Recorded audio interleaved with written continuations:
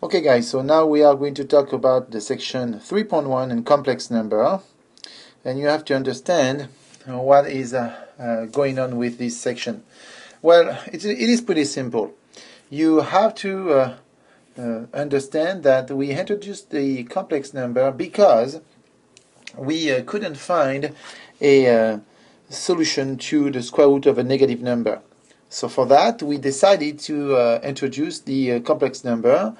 And I would like to remind you that you have to take your book or just follow these notes, and you will fill these two blanks right here. But at the end of the day, you should remember that I squared equals -1.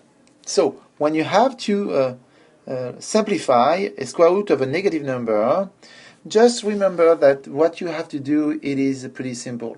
The square root of -16, it is the square root of -1 times 16, okay? And which is the square root of -1 times the square root of 16. And because I square equal -1, well, I equal the square root of -1. And now we can substitute square root of -1 by I, and we end up to have I times the square root of 16. Because 16 it is 4 square, we have I square root of 4 square, and when you take the square root of 4 square, you get a 4, so you get I times 4. Because it's not pretty to say when we are pronouncing I4, we prefer to give the answer as 4I.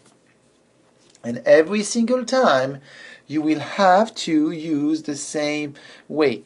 If you're looking at square root of -48, you got square root of -1 times the square root of 48. Just to recall the rule saying that when you have square root of A by B, it is going to be the square root of A times the square root of B. Okay?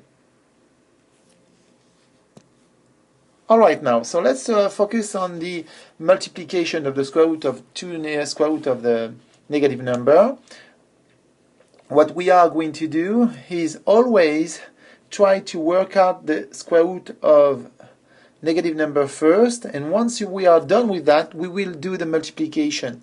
Because if I had to do the opposite, what I would have had is, let me do that right here, what I would have had is square root of -11 times square root of -11, and -11 is supposed to be equal to square root of 11 square, so I end up to have square 11, and that is wrong.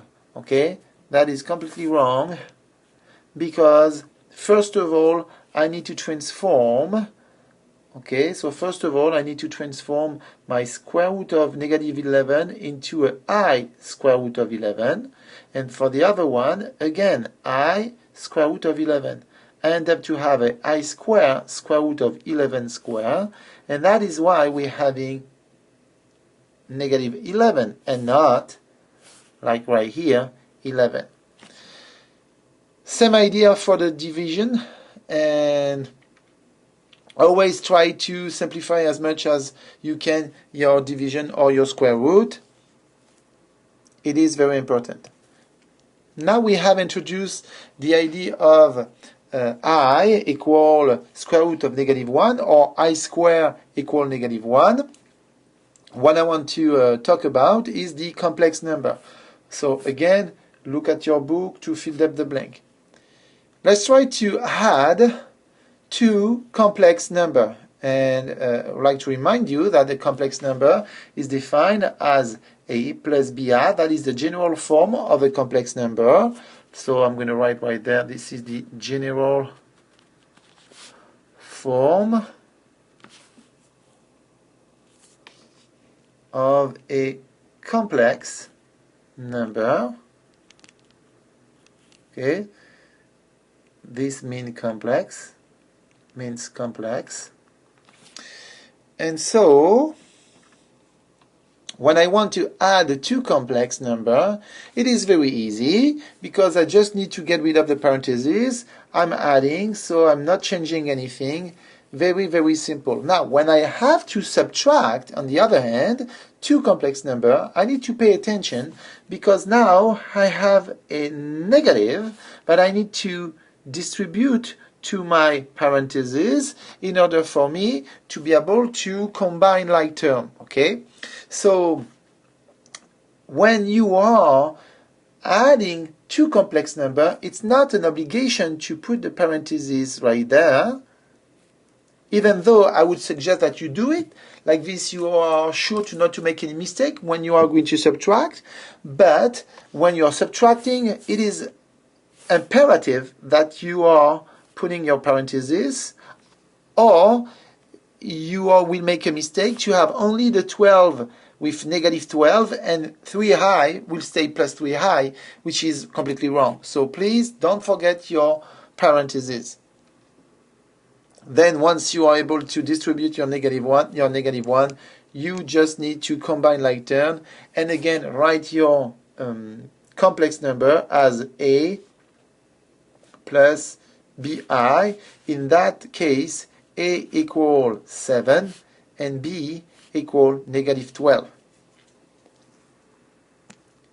Okay guys, now let's focus on the example number 4, and let's try to multiply these two complex numbers. So I'm going to multiply the two complex numbers, and I'm going to FOIL. So I'm going to have 5 by 2, 10, plus 5 by negative 8i is going to be negative 40i, minus 6i by 2 equal negative 12i, and negative 6i times negative 8i is going to be a plus 48i squared. Because I square equal negative 1, I end up to have a 10 minus 40i minus 12i minus 48. And end up to have, the end of the day, a negative 38 minus 52i. Okay? All right. When that is done, so if I have to express a plus bi, well, a will be equal to negative 38 and b will be equal to negative 52.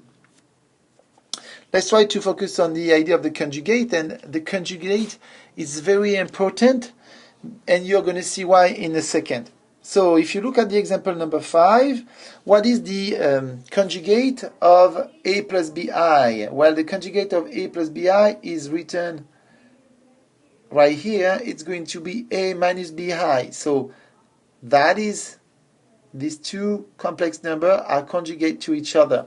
And what is happening when you're multiplying these two conjugate together? Well, you end up to have a non-complex number at the end of the day. We are able, by multiplying the conjugate together, to get rid of the I. That is very important, especially when we're trying to rationalize our fraction. Why do we want to rationalize our fraction? It is because that is not expressed as a complex number. I would like to remind you that the complex number is supposed to be a plus bi. So if I have a 2 plus 5i divided by 7 minus 8i, if I want to get rid of the 7 minus 8i, I need to multiply on the top by the conjugate, and the conjugate is going to be 7 plus 8i. Now you understand why also I need to put my parentheses. If not, I will make a mistake when I'm going to FOIL these two complex numbers. So on the bottom, what I have,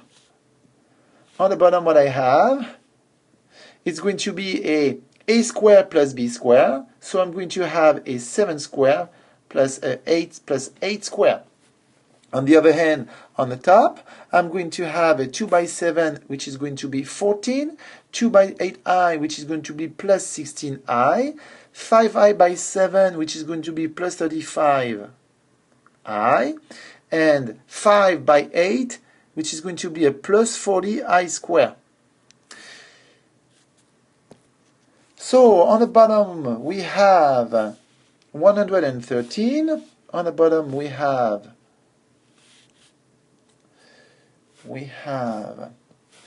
113, and on the top I have 14 minus 40 because of the I square. The I square right here is going to become minus 1, and so this plus 40 is going to become minus 40.